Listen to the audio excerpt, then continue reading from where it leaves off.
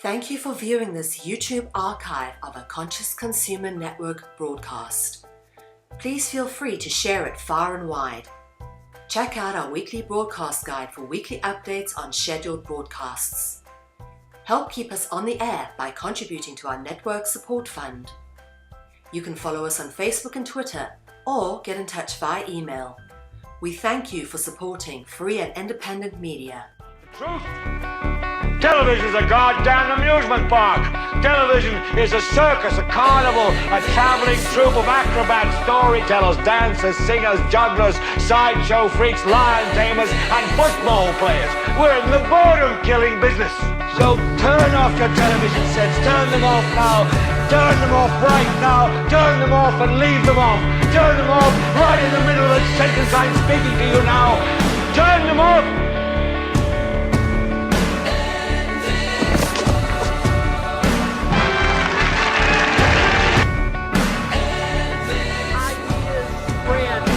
Stop them. An idea whose time has come cannot be stopped by any army.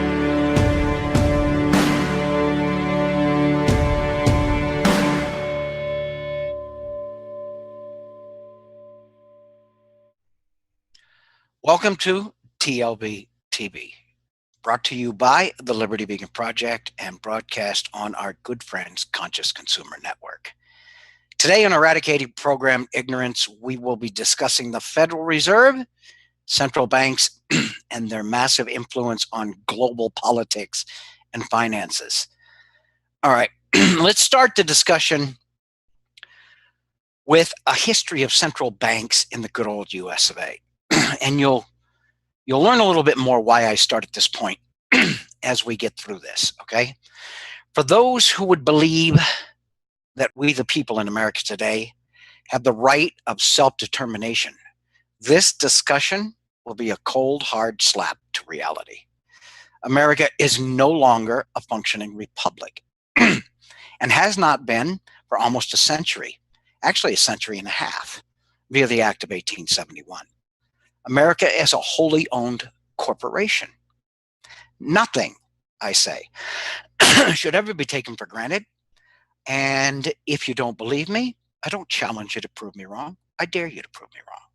You do if you live in the United States of America, live in the United States of America Incorporated. America is, in fact, a wholly owned corporation, as are a vast majority of the so-called sovereign nations on this planet. Our upper echelon of leaders who are all in the know do not harbor any loyalty to the Constitution, regardless of the oath they, through blasphemy, swear, or campaign rhetoric that they spew. Okay? Any adherence to this founding document is presented by our treasonous leaders only through self-serving, or that of their masters, convenience or motivations. Now, when did this start? Since the days immediately following the Revolutionary War, big money and the global money changers have sought and ultimately acquired control in one fashion or another over our leaders and, through them, this nation's money supply, and thus, by default, this nation itself. Excuse me, it seems like every time I get ready to do a radio show or a TV show, my throat starts to give me problems. But when you talk for a living, this is one of the fallouts. A central banking system in America has been the goal of this elitist caste, with several initiated and terminated prior to the ultimately successful Federal Reserve in 1913. Many, and I do state many, and we'll give you a few for instances, intelligent and patriotic men have attempted to warn us of this tyranny over the past several centuries. And I don't mean years, and I don't mean decades, and I don't mean generations. I, in fact, mean centuries. But it is not the demeanor of the common citizen to function within the political realm, especially in America, because Americans are the most disconnected society when it comes to the functioning of their governance, the most disconnected society on this planet. Instead, we commonly choose to bestow ultimate trust on our elected representatives. Now, that's not something that only happens in the United States. Any democratic government or any other instances of a democratically run republic, the population tends to fall into basically the same patterns. But in America, it is probably the worst it is anywhere on this planet. And again, we commonly choose to bestow ultimate trust on our elected representatives. Because if we bestow ultimate trust on them, we don't have to know anything. Hey, I trust you. I elected you. I helped elect you. I voted for you. We sent you to Washington. You're going to do everything in your power, okay, to protect us. Everything in your power to represent us. This makes you a fool. It makes you a fool for two reasons. One, because the true power in this country was bestowed upon we the people. We are the sovereigns, not our servants or our duly elected representatives, but us. So by putting the ultimate trust in them, what we are in fact doing is acquiescing our power and our authority to them and trusting that they're not human beings, that they can't be bribed, that they can't be bought, that they can't be coerced. And I've got to tell you something. There's only one being that ever walked this planet, and I don't know if you're all religious or if you're not, and I'm not stating one way or the other. And by the books that I read, that was Jesus Christ. Everybody else has human fallacies and human failings. A government left to itself shall eventually accumulate power unto itself. This is a fact that has been repeated over and over and over again throughout all of recorded history. It probably was one of the biggest factors in the fall of Rome, which was a republic. Okay, so let's talk about that a little bit. By foregoing our responsibilities as the true governing force of this republic, to do what? To hold our leaders accountable. Americans have committed a heinous mistake and have paid the ultimate price in the destruction and the usurpation of this constitutional republic. If you honestly believe, okay, what I told you, that the United States is in fact a corporation and not a constitutional republic, which it is, all right? Then what you must understand is you don't live in a constitutional republic. And what you must also understand is that we the people are to blame. Everything we the people suffer is because we have allowed it to happen through our ignorance, through our apathy. We have allowed it to happen. Okay? We don't have to be ignorant. We can take the time to find how your senators vote, how your congressman votes. This is, in fact, your duty as a sovereign of this nation. As one who is in a position, okay, to tell our servants how they should be representing us. But we have acquiesced that power. And through acquiescing that power and that authority, this republic has been usurped. The United States is now a corporation, and there is no way around that. That is a fact. So let's go over a few of these prophetic warnings that I alluded to. And I'm going to be reading these. Sometimes it's a little tough with the glasses, but you know, I've made that a staple of this show, and I kind of like it. I do. Not so much because it gives me the ominous look most people say I have, but because it gives me a little bit of, not everybody knows everything about me, okay? Because there's nobody on this show that knows what color my eyes are. All right, so let's go forward with this. There is something behind the throne greater than the king himself. Sir William Pitt, 1770.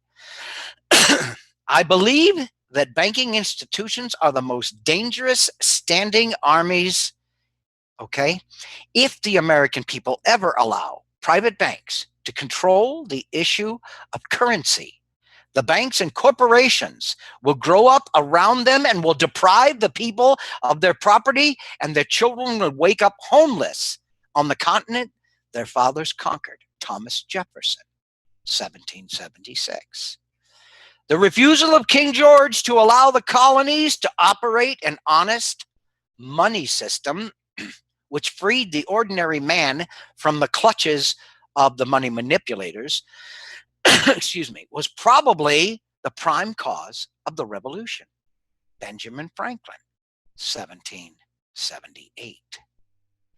If you want to remain slaves to the bankers and pay for the costs of your own slavery, let them continue to create money and control the nation's credit. Sir Josiah Stamp, 1844. The real truth of the matter is that the financial element in the large centers has owned the government since the days of Andrew Jackson. Remember, I told you that the Federal Reserve and the Federal Reserve Act of 1913 is the third iteration of a central bank in the United States. Both of the others, excuse me, were put into place, and after their 20-year charter ran out, they were kicked to the curb by men that were obviously much smarter than those who were supposedly representing us at the turn of the 20th century. Okay, so let's go over that last one again. The real truth of the matter is that the financial element in the large centers has owned the government since the days of Andrew Jackson. Franklin Delano Roosevelt, 1933. Presidents are selected, not elected. Franklin Delano Roosevelt, 1932. Now let's take a pause here. Who do you think selects your presidents? Okay.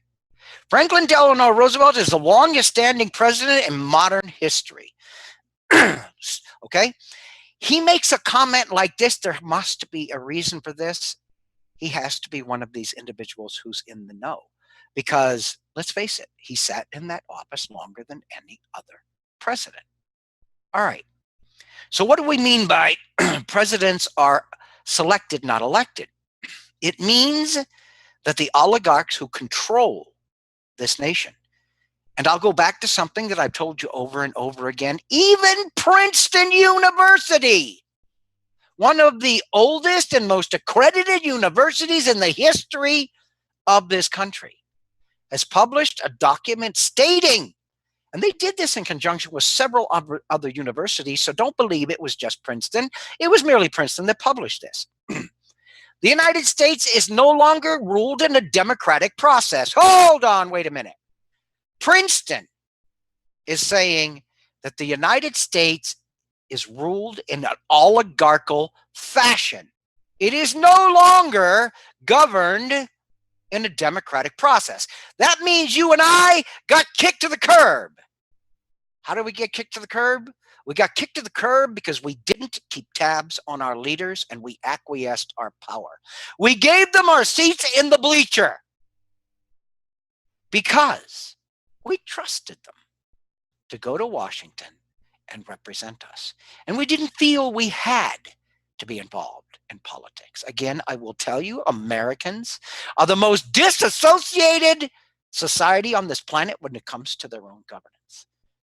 So, if we talk about massive money in government, and we do, okay, you've got to understand there are literally thousands of lobbyists who have a career in Washington, D.C., buying or intimidating our leaders into representing the interest of their masters.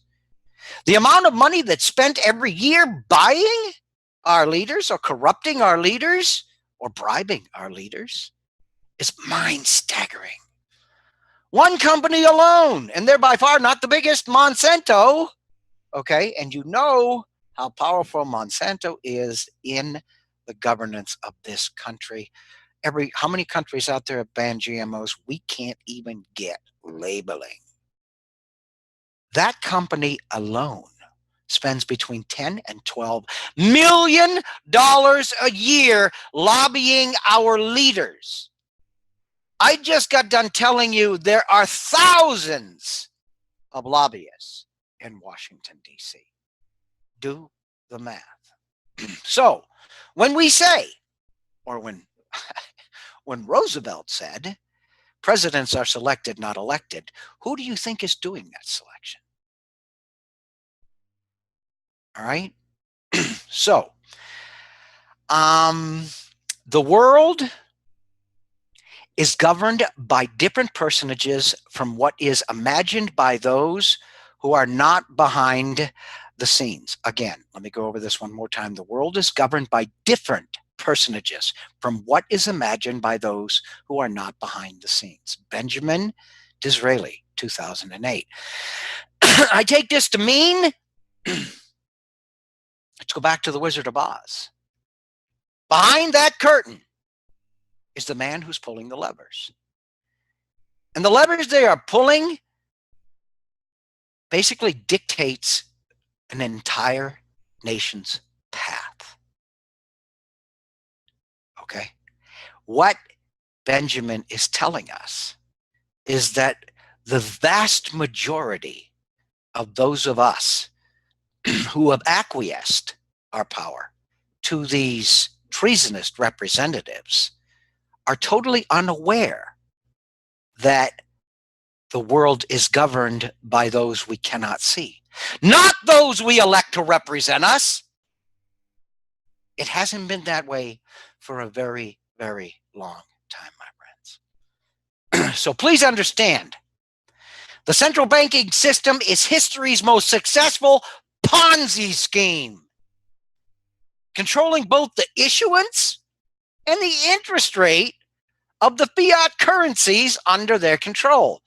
What do I mean by fiat? Look the word up in the dictionary. Okay? These currencies are created out of nothing except the cost of the paper it's printed on. And today, even that isn't true.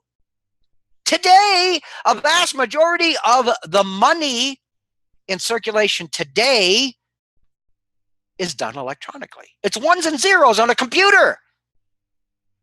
We are being pushed every day further and further towards a cashless society. Pull out your debit card, pull out your credit card, stick it in the machine, make your purchase.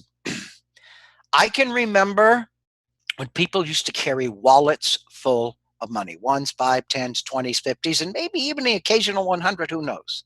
Okay. Today, people see less and less of a need to carry cash at all. All right.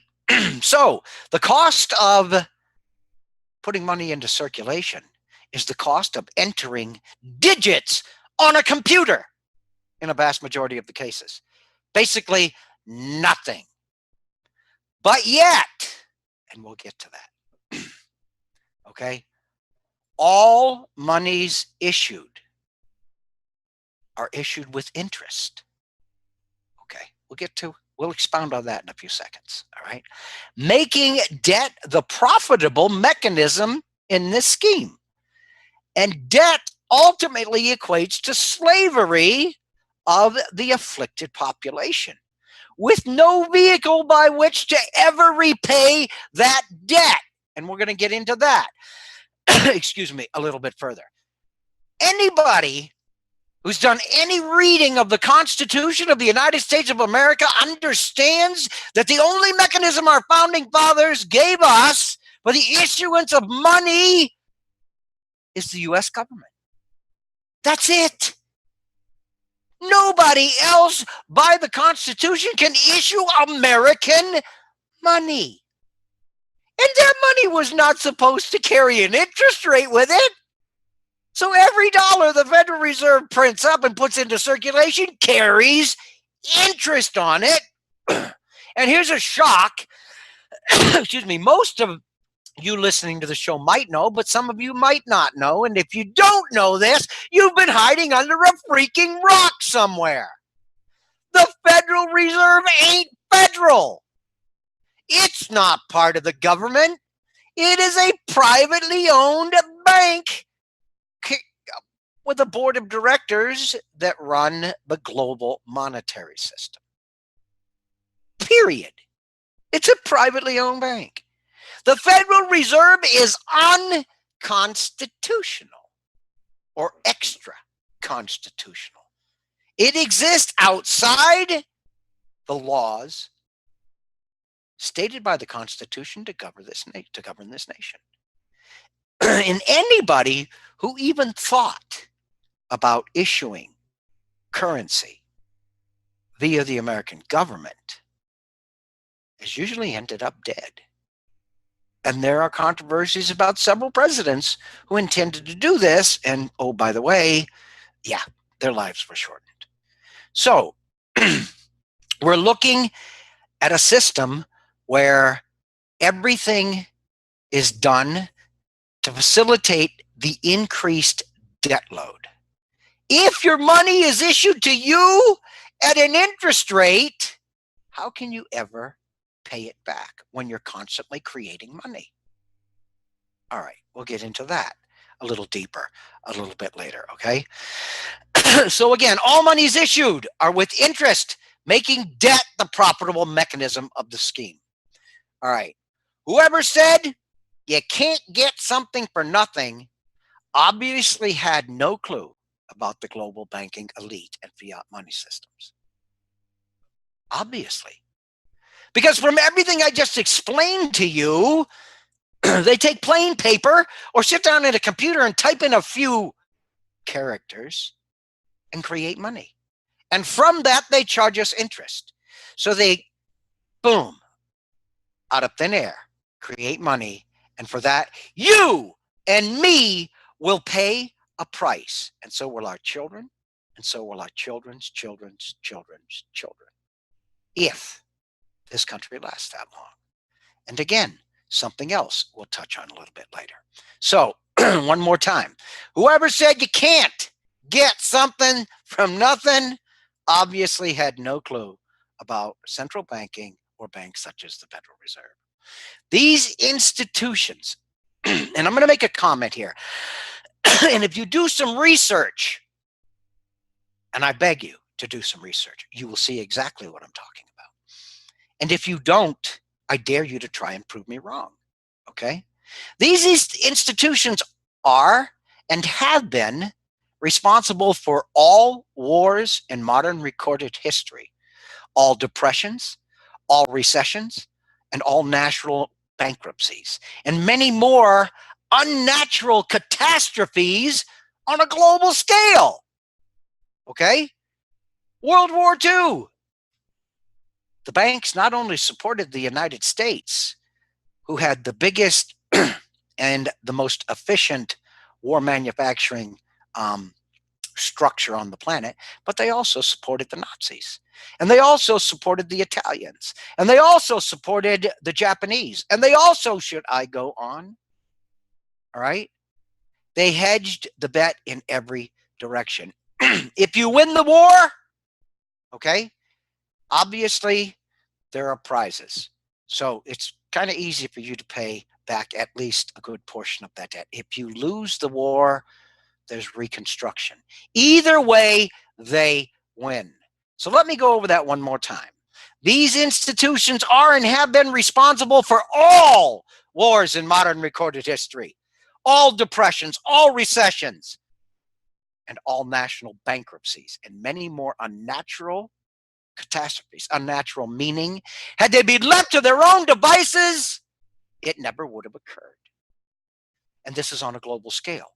Utilizing these mechanisms to manipulate the volume and the cost of money to their financial advantage. Okay, let's continue. And now I want to bring up the most diabolical quote by the ultimate father and purveyor of this tyranny on not just America, but the world. And that would be this one. Give me control of a nation's money supply, and I care not who makes its laws. Amschel Rothschild. and what most people here don't understand is just how powerful are the Rothschilds. I did a little research, and you're never going to come up with an exact number of what the entire Rothschild clan is worth. Suffice it to say, they've got their finger in every single central bank on the planet. And we're going to get into just how common those are in a few seconds.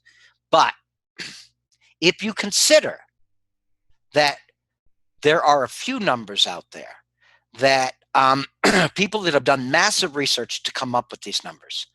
The Rothschild family, the Rothschild cabal, the Rothschild clan is estimated to be worth in excess of 110, not billion dollars, trillion dollars. One family, one clan, one cabal. 110 trillion dollars. Now, we're going to go into something in a couple of seconds here that's going to scream the significance of what I just said. Okay? So again, one more time, let's go over this. It's a lead in for the next portion I wish to discuss. Give me control of a nation's money supply, and I care not who makes its laws. These are very prophetic words. They really are, especially when you consider the crap the globe is in financially today. As the most influential nation on this planet, the USA is by a huge margin the largest debtor nation on this planet. But how big? We're talking about one nation. Just how much debt do we have? And how does it compare? Okay. We are the largest debtor nation on the planet with about 1/3 of the total global national debt. Okay?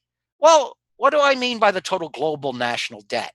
There are approximately, depending on who you talk to, 196 countries, and I'm telling you that we own 1/3 of the global national debt. So with 196 countries, what is the total debt of all of these countries combined? Again, you're never going to get an exact figure, but with the research I did, the closest I could come is this. The total debt is approximately $58 trillion. Now, why do I say the United States carries a debt load of about 33% or 1/3 of the total of all nations combined on the planet? With a national debt of almost bumping up on just about, we're going to be there soon, $20 trillion. How big is $20 trillion? That's a 20 followed by 12 freaking zeros. Not 3, not 6, not 9, 12 zeros. That's our portion of the $58 trillion of global national debt. We have 20 trillion of it. Now, since we're talking approximate numbers, I say approximately 1/3. It's probably actually more than 1/3. One nation out of 196 nations. And we have 33% of the global national debt. Why? Because we are the biggest nation of suckers on the planet. We are. And we trust our leaders. And we don't, as a rule. I'm not saying none of you do, because I know better than that. But a vast majority of Americans just don't give a damn. Let me lay on the couch, eat my cheeseburger, drink my Budweiser, and watch American Idol, because the guy I sent to Washington is doing everything he can to watch my back. You, my friend, are an idiot. And today, we the people suffer for that exact attitude, and that attitude, I'm going to say something on your behalf and in your defense, has been propagandized into this society. What I will also tell you is that the tide is changing and the elitist caste are getting very, very nervous because more and more of us are waking up every day to exactly what's happening. Why? Let me give you a real big hint. The Ron Pauls of the world, who 30 years ago was saying we need to end the Fed. And when he ran for president 4 years ago, he was saying end the Fed. And yesterday, when he made a video, he said we need to end the Fed. First time in my life I ever saw a politician over 3.5 decades saying the same thing. I dare you to find another one, or at least another one with that track record. So Americans are waking up. Not all of them, not even the majority of them yet. But let's say 10% of the Americans are awake to the fact that we have been enslaved. Literally. You don't live in a constitutional republic. Forget about it. Get that freaking idea out of your head. You're wrong. Your textbooks are wrong. What's being taught to your children is wrong. It's all wrong. You're being lied to. The United States is a corporation, and your birth certificate has your name all in capital letters because you are an asset of that corporation, which they can borrow against. How do they do that? The average lifespan of an American is 72 years. What's the average taxes paid by the average American over a course of 72 years? Let's just throw a number out and say $100,000. So when you're born, the government can go out and borrow $100,000 against you because you are a paper asset to a corporation. And if you come up to me and get in my face and tell me we live in a constitutional republic, I'm going to call you an idiot and ask you to prove it to me. Then I'm going to prove to you where you're wrong. The problem is today, too many people don't want to swallow the hard pills. They want to believe we live in a constitutional republic. And with 320 million Americans, we could again. If we stood up and said, you've got our seat in the bleachers, you need to get the hell out. We can do this anytime we want. It is the mission of shows like this to awaken enough people to one day be able to do that. But don't come to me and tell me I'm wrong, that we live in a constitutional republic, because you, my friend, are an idiot. And I can prove that. And I have no trouble proving that. None. So if you think your textbooks are teaching your children the truth, you're an idiot. If you think that the History Channel is telling you the truth, you're an idiot. If you think the banksters are telling you the truth, or your congressman or your senator or your president is telling the truth, you're an idiot. Let me explain something to you. How many presidents don't know what I just told you? How many? You have to know. You literally have to know that they know. How many congressmen don't know this? Zero. How many senators don't know this? Zero. I started this whole thing off by telling you that every time your congressman or your senator or your Supreme Court justice or your president took an oath to the Constitution, they were committing treason. And they are. Their allegiance is not to the organic United States of America and the Constitution of the United States. Their allegiance is to a faux Constitution and a 10 square mile plot of land called Washington, D.C., which can only be defined as a foreign entity. It is not part of the United States. They literally, if you stand up for your constitutional rights, have no power and no authority over you. None. But we've been sold a bill of goods. Today, every textbook out there perpetuates the lie. The truth is not hard to find. It isn't. And the evidence, the assured evidence, the guaranteed evidence is in abundance. But you have to know to look for it. And in the case of the American society, you have to want to look for it. You have to want to pop that comfort bubble. I got to tell you something. I'm the comfort bubble reckonest MF you've ever met in your life. And I do it intentionally. So $20 trillion, a 20 followed by 12 zeros. Okay. Any hopes or fairy tales of paying this debt off is all smoke and mirrors. Okay. Why do I say it's all smoke and mirrors? Let me explain something to you. We owe so much money to these foreign entities, not Federal Reserve, private banks that have lent us our own money. We owe so much money that every single dollar, and I dare you to prove this wrong. I don't challenge you, I dare you. Every single penny that's collected in taxes, which we pay more and more of every single year, not one single penny of that goes to build roads. Not one single penny goes to build schools. Not one single penny goes to fund the military operations. Not one single penny goes to hospitals to support our veterans. None of it. Zero. Zilch. Not a frickin' cent. Nothing.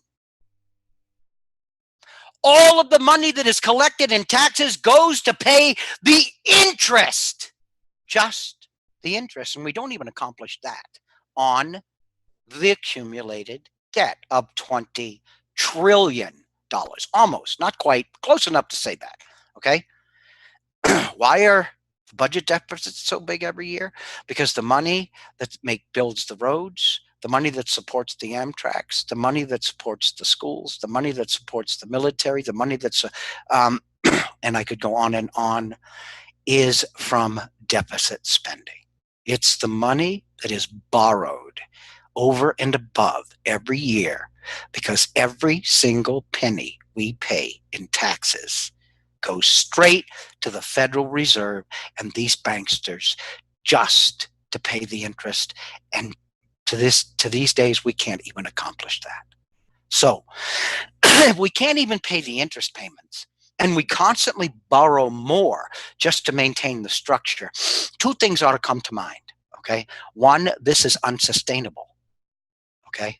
And two, we can never pay this off. It physically is impossible. What you now have is a nation that is indentured, a nation of economic slavery, a nation whereby the government owns you and uses you as an asset to borrow money against. Do you think I'm kidding you? I'm not. Every person born in this country is an asset to be borrowed against. How do corporations borrow money? Okay. I've got this and I've got this and I've got these assets and I've got whatever. So I can use those assets to borrow money against. This is the exact same mechanism that you and I are caught up in. We are, in fact, in indentured servitude. It's not a joke. It's not an overstatement. I'm not grandstanding. I'm not saying this to gain fame or fortune. I'm telling you this because you freaking need to know it.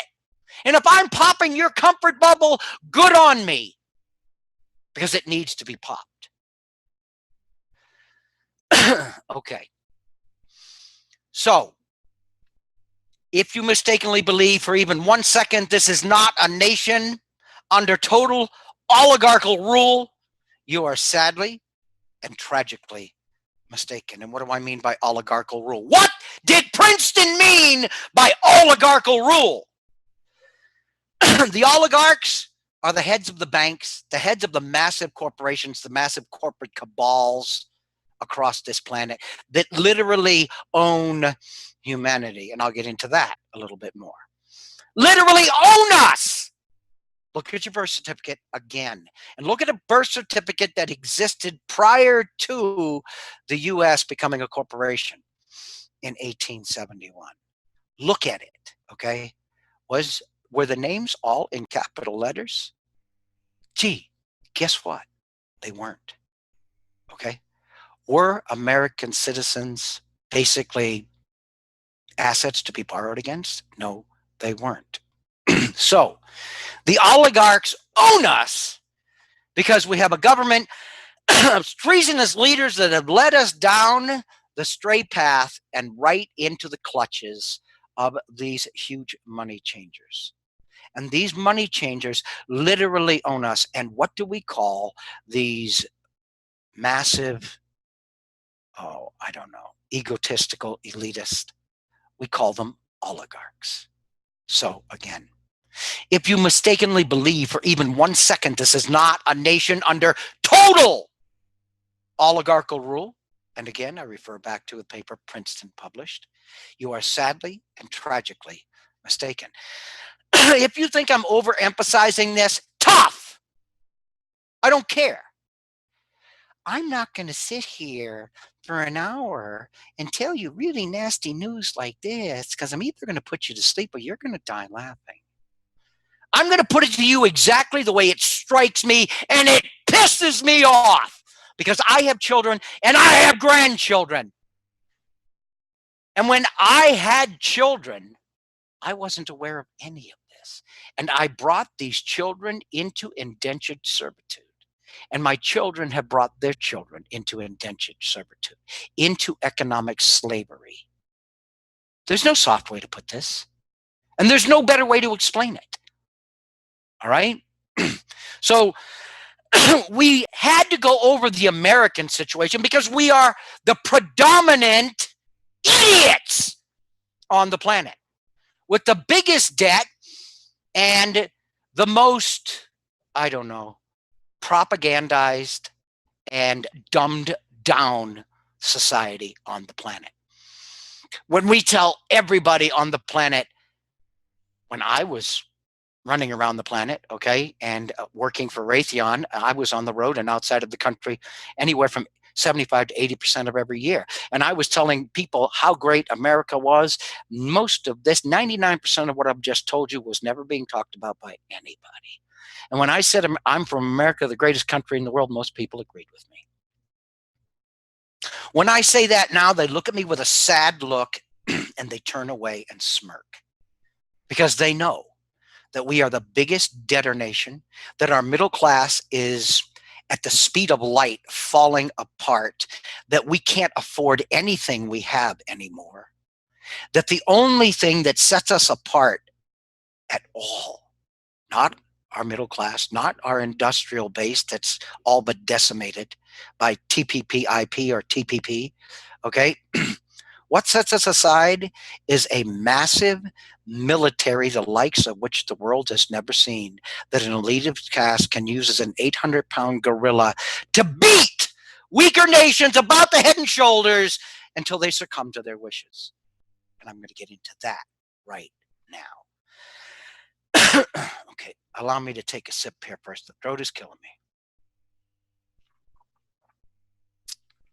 All right. Let's get into the second phase of this because we're running out of time. Let's take a look at this, like I said, on a global perspective.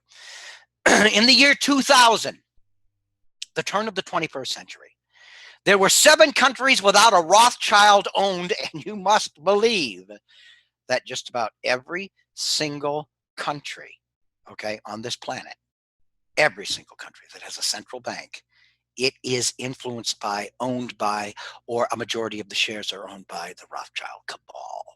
This started way back when Mr. Rothschild said, I don't give a damn, you know, who makes the laws, just let me issue the money. All right. In the year 2000, there were 7 countries out of 196, 7 without a Rothschild-owned central bank, and they were Afghanistan, Iraq, Sudan, Libya, Cuba, North Korea, and Iran. 7 countries in the year 2000. Okay. Today, after the illegal invasions of several sovereign nations, beginning immediately after 9/11, but I'm going to stop right there and I'm going to tell you that there is information available by a general who visited the Pentagon not too long after 9/11 and was told that plans were in place to attack 5 nations in the Middle East prior to 9/11 and institute central banks. So today, after the illegal, and you don't have to take my word for that, do some research, you'll find it, okay? And I believe it was Westmoreland, but do a little research, you'll find exactly what I'm talking about. Today, after the illegal invasions of several sovereign nations, beginning immediately after 9/11, which is a totally false flag event, and if you don't believe that part of the reason it was accomplished wasn't for what I'm about to tell you right now, then I think you're still asleep. Maybe I should talk a little louder to help wake you up. Okay? We now live in a world of about, depending on who you ask, like I said, 196 nations, of which only three remain that are not controlled by a Rothschild central bank. These countries today are Cuba, North Korea, and Iran. Okay? Afghanistan, Iraq, Sudan, and Libya, via invasion, all right, or cross-border illegal aggressions or occupations, have fallen under the control of central banking powers, the central banking powers that be. Are you seeing a pattern here? Okay? We went into Afghanistan and basically took over the country. Oh, by the way, you know what we need? A central bank. We went into Iraq and basically took over the country. Hey, you know what we need? We need a central bank. We went into Libya, bombed them back into the Stone Age. Hey, you know what we need? We need a central bank. And Sudan, they've been punched and punched and punched and punched over and over again until there is no semblance of any political stability in there. So what did the powers that be figured probably help them the most? How about a central bank? Again, do you see a pattern here? Can you see a pattern here? If you can't, maybe I need to talk a little louder. Now let's go over the 3 that still don't have a central bank. And as I told you, they are Cuba, North Korea, and Iran.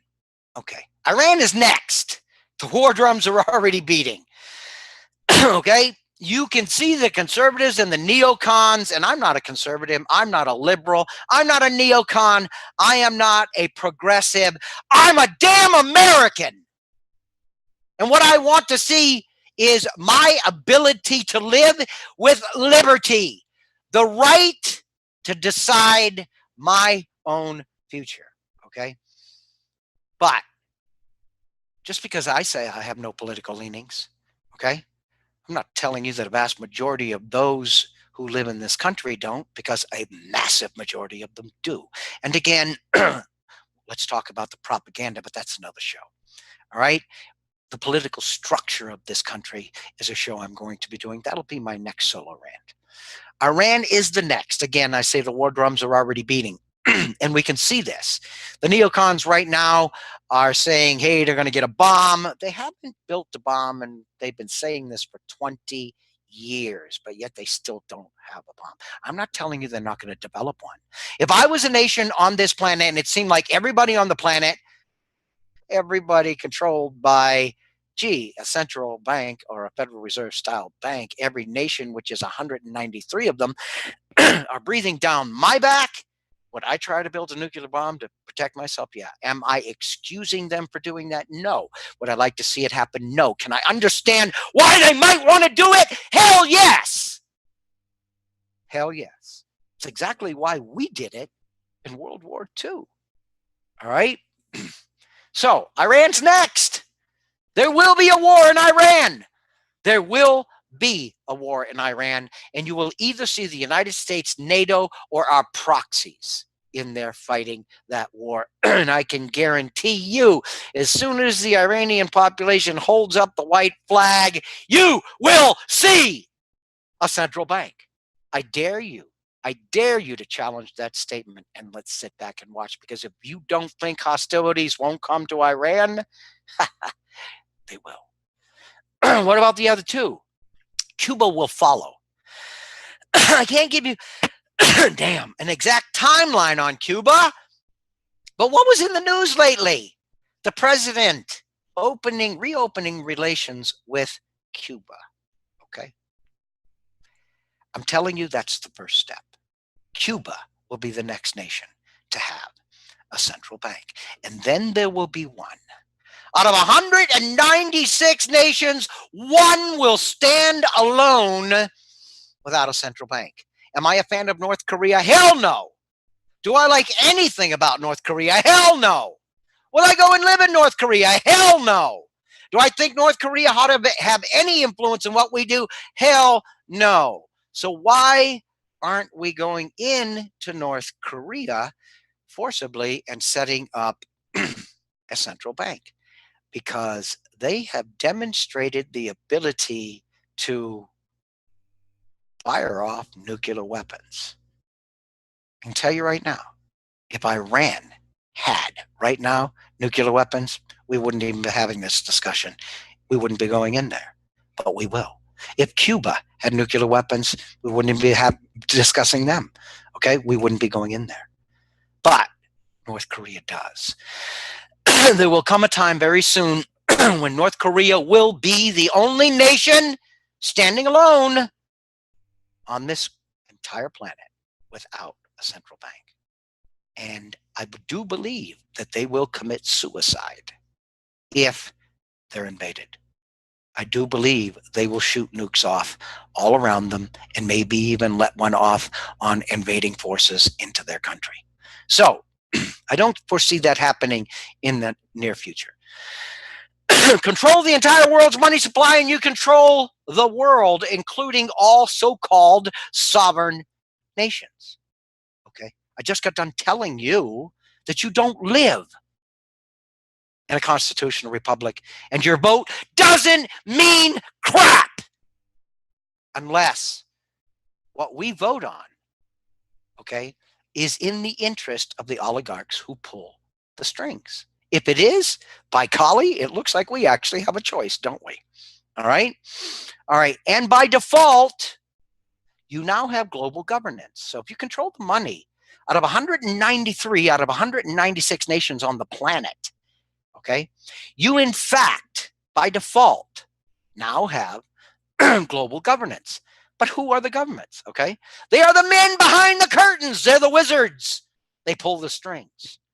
They say who can ship where, what the cost of money is, what the interest rate is, who's going to produce, who's going to buy, and what laws are going to be made. And if you don't think that TPP, IP, and TPP aren't a big part of this, again, you're an idiot. All right?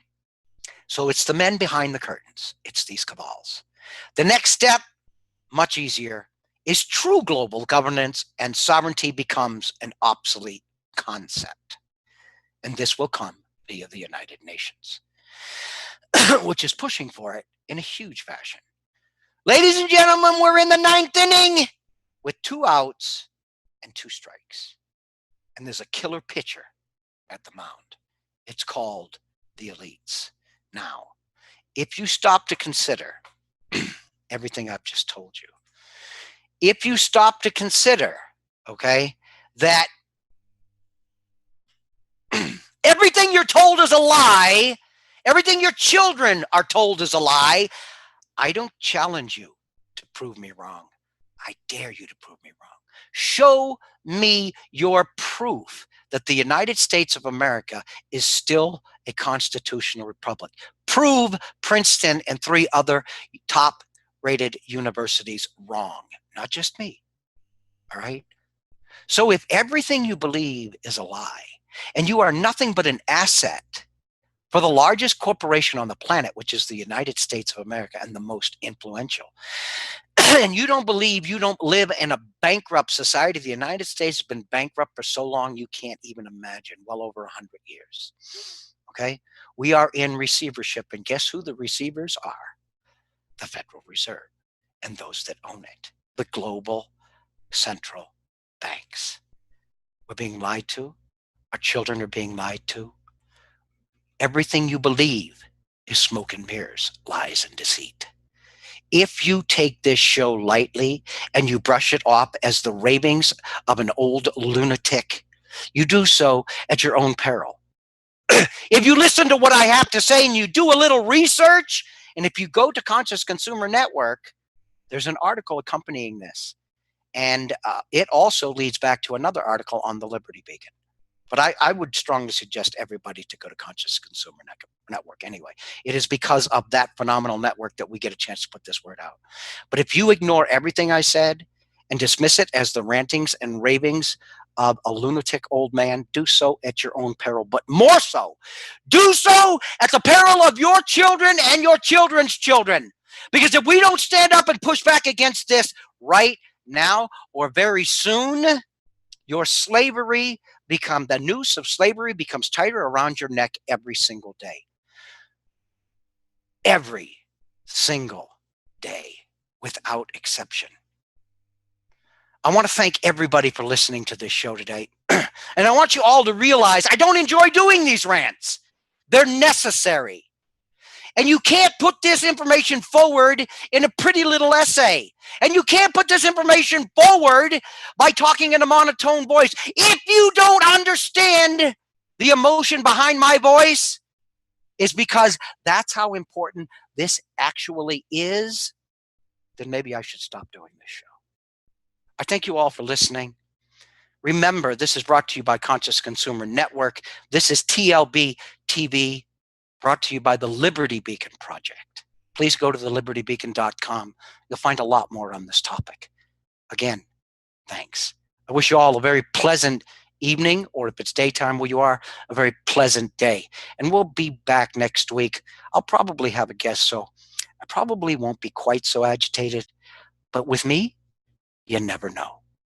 Good day. Thank you for tuning into CCN. This unique network is dedicated to free and independent media. CCN was created with the belief that information is the common heritage of all beings, which is why our live stream high-definition broadcast is easily accessible and free to view. If we want to change the world, we must first change the media.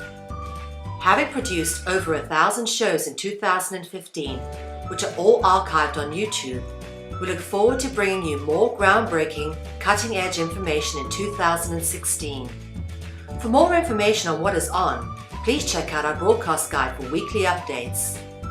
CCN broadcasts in multiple languages and features some key voices of our challenging times who are all in pursuit of a free, fair, just, sustainable world. CCN belongs to you, the people, and it is up to you all to keep this network on the air. Please contribute to the Network Support Fund or visit the CCN shop. We thank you all for supporting free and independent media.